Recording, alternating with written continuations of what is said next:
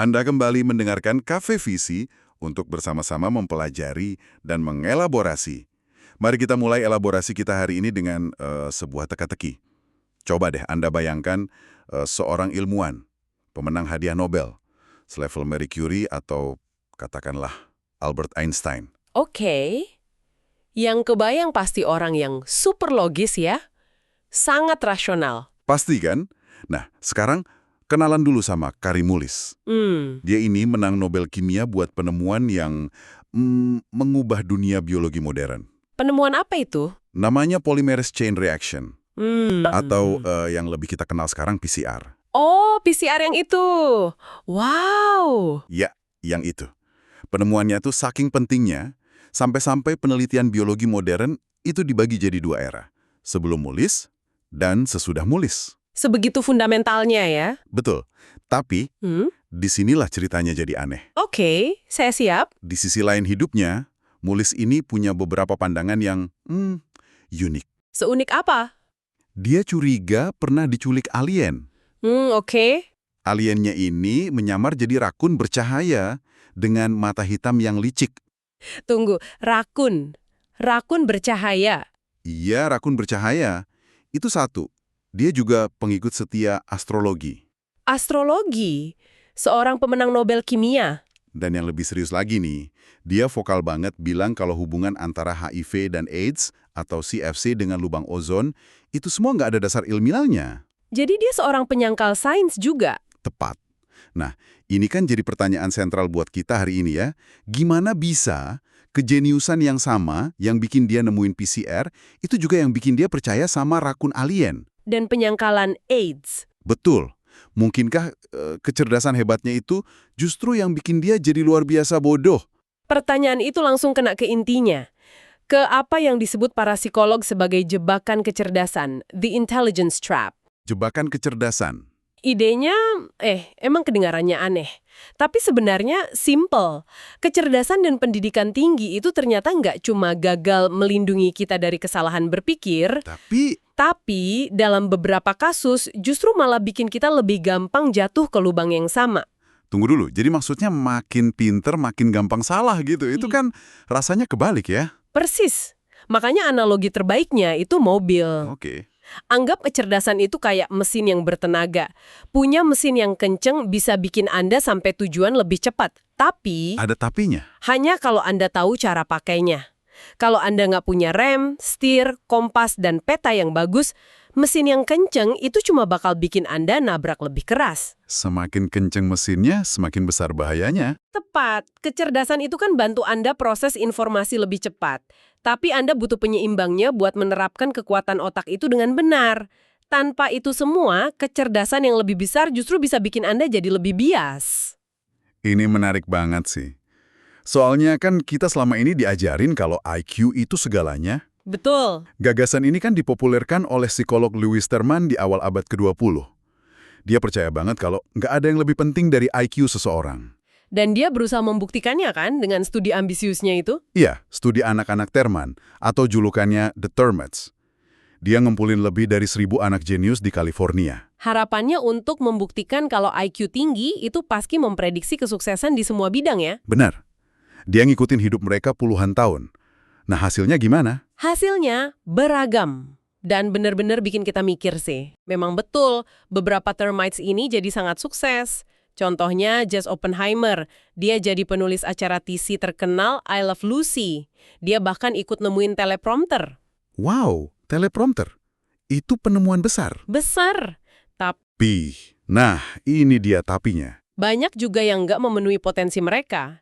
2 gadis dengan IQ tertinggi di studi itu, 192, itu level yang langka banget. Iya, itu tinggi sekali. Keduanya nggak mencapai kesuksesan profesional yang luar biasa. Salah satunya namanya Sarah Ann. Di usia 50-an hidupnya nomaden, pindah-pindah gitu. Waduh. Dia malah menyesal. Katanya status jenius itu bikin dia jadi terlalu sadar diri, jadi kurang didorong untuk berbuat sesuatu yang nyata. Justru jadi beban ya? Jadi beban. Studi ini nunjukin kalau IQ itu bukan satu-satunya penentu, jauh dari itu. Oke. Jadi kalau bukan karena kurangnya IQ, apa yang salah? Rem dan setir yang hilang itu tadi apa aja? Nah, penelitian modern udah mengidentifikasi beberapa mekanisme utamanya. Apa saja itu? Pertama, ada yang namanya disrasionalia. Istilah yang rumit, apa artinya? Gampangnya gini, ada ketidaksesuaian antara kecerdasan dan rasionalitas. Anda bisa jago banget ngerjain soal tes abstrak kayak tes IQ, tapi payah banget dalam mengambil keputusan di dunia nyata. Oh, saya tahu. Kayak temen yang jago fisika, tapi gampang banget percaya teori konspirasi di grup WhatsApp ya. Contoh yang sempurna, itulah disrasionalia. Terus yang kedua, dan ini biang keladinya, namanya penalaran termotivasi, motivated reasoning. Oke, ini kedengarannya penting. Penting banget. Artinya, orang cerdas itu seringkali nggak pakai kecerdasannya secara adil. Maksudnya? Mereka pakainya secara oportunistik untuk mendukung keyakinan yang emang udah ada dari awal. Mereka lebih lihai ngebangun argumen yang rumit buat membenarkan kesalahan mereka sendiri. Jadi, kecerdasan itu bisa jadi kayak alat propaganda pribadi ya, bukan alat pencari kebenaran. Tepat, ada studi dari Dan Kahan yang nunjukin ini dengan jelas. Studi yang soal apa? Dia kasih data soal pengendalian senjata. Ternyata, orang-orang dengan kemampuan matematika paling tinggi justru mereka yang paling pinter muter balikin data biar cocok sama pandangan politik mereka. Mengerikan sekali. Mereka bukannya mencari kebenaran dari data, malah memanipulasi data untuk kebenaran mereka sendiri. Betul. Dan yang ketiga, ini yang paling parah. Namanya titik buta bias, bias blind spot. Titik buta. Orang cerdas kan terbiasa berprestasi dalam tugas-tugas kognitif. Mereka terbiasa benar. Akibatnya mereka jadi kurang mampu ngenalin lubang di logika mereka sendiri. Jadi karena mereka merasa terlalu pintar untuk bisa salah. Mereka justru jadi lebih gampang salah, karena mereka nggak sadar sama bias mereka sendiri. Rangkaian yang sempurna sekali ya. Nah, ini kan ada satu contoh nyata yang mengerikan soal jebakan ini. Kasus Brandon Mayfield. Ah ya, kasus dari arsip FBI itu, ini contoh klasik dari kutukan keahlian. Jadi ceritanya setelah ada pemboman kereta di Madrid tahun 2004, FBI nangkap Mayfield, seorang pengacara di Oregon. Kenapa dia ditangkap? Karena sidik jarinya katanya cocok 100% sama yang ditemuin di TKP. Dan yang bilang cocok ini bukan orang sembarangan kan? Bukan. Ini para ahli sidik jari terbaik di FBI. Mereka semua benar-benar yakin. Masalahnya, Apa? Mayfield belum pernah sekalipun ninggalin Amerika Serikat. Dan dia punya alibi yang kuat. Lalu ternyata? Ternyata sidik jari itu punya orang lain. Milik seorang warga Aljazair. Ini kan kesalahan yang fatal sekali. Kok bisa para ahli terbaik di dunia salah sebesar itu? Nah ini yang namanya kutukan keahlian tadi. Keahlian itu bikin otak kita menciptakan jalan pintas mental. Proses ini efisien, 99% berhasil. Tapi juga bikin para ahli rentan sama bias. Jadi, keahlian mereka justru jadi bumerang. Betul. Dalam kasus Mayfield, para pemeriksa FBI itu punya kecurigaan awal. Dan keahlian mereka bikin mereka secara nggak sadar cuma ngeliat detail yang mendukung kecocokan dan mengabaikan detail yang bertentangan. Bias konfirmasi. Tepat. Dan setiap ahli yang meriksa setelahnya udah tahu kesimpulan rekannya. Ini menciptakan apa yang disebut bias cascade, rentetan bias. Kesalahan satu orang diperkuat oleh yang lain. Sampai akhirnya jadi keyakinan yang nggak bisa digoyahkan. Oke, kita udah bahas masalahnya. Kecerdasan bisa jadi bumerang, keahlian bisa membutakan. Lalu, gimana cara kita menghindarinya? Ada solusinya nggak? Ada. Para psikolog sekarang lagi ngembangin bidang baru yang disebut kebijaksanaan berbasis bukti. Kebijaksanaan berbasis bukti. Ini bukan soal seberapa pintar Anda, tapi tentang bagaimana Anda menerapkan pikiran Anda. Kuncinya adalah melatih kualitas yang nggak diukur sama tes IQ. Seperti apa contohnya? Dua yang paling penting itu pertama, kerendahan hati intelektual. Kesadaran akan batas pengetahuan kita, kayak yang Socrates bilang. Oke, itu jelas. Yang kedua, Yang kedua adalah refleksi kognitif. refleksi kognitif.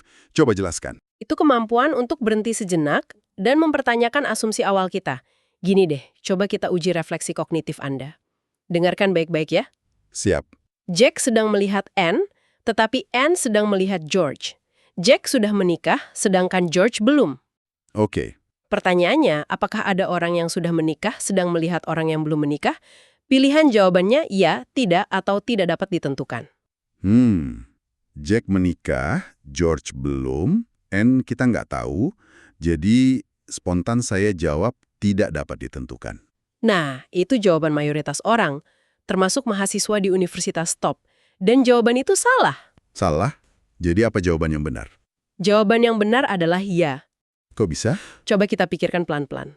Kan cuma ada 2 kemungkinan buat N, kan? Iya, dia menikah atau belum? Oke, kalau N belum menikah, berarti Jack yang menikah sedang melihat N yang belum menikah. Pernyataannya benar. Benar. Kalau N sudah menikah, berarti N yang menikah sedang melihat George yang belum menikah. Pernyataannya juga benar. Ah, jadi apapun status N, jawabannya pasti ya. Saya terjebak. Nah, kemampuan untuk berhenti dan gak langsung loncat ke kesimpulan pertama itulah inti dari refleksi kognitif. Orang yang lebih reflektif cenderung gak gampang ketipu berita bohong dan teori konspirasi. Jadi ini bukan soal kekuatan otak ya, tapi soal kemauan untuk berhenti dan mikir. Tepat sekali. Jadi, kesimpulan dari elaborasi kita ini, menjadi cerdas dan menjadi bijaksana itu 2 hal yang sangat berbeda ya. Sangat berbeda. Sebagai penutup, mari kita renungkan kutipan dari filsuf René Descartes. Apa katanya? Tidaklah cukup memiliki pikiran yang baik, yang terpenting adalah menerapkannya dengan benar. Wah, itu merangkum semuanya? Di dunia yang dibanjiri informasi, salah dan polarisasi yang tajam ini, mungkin keterampilan yang paling penting bukanlah kecerdasan yang kita punya sejak lahir, Melainkan, melainkan kerendahan hati untuk terus-menerus mempertanyakan apa yang kita yakini dan kebijaksanaan untuk tahu kapan harus mengerem mesin pikiran kita yang bertenaga. Dan untungnya, tidak seperti IQ, itu adalah sesuatu yang bisa kita semua latih. demikian elaborasi kita hari ini. Dengarkan kembali Cafe Visi esok hari.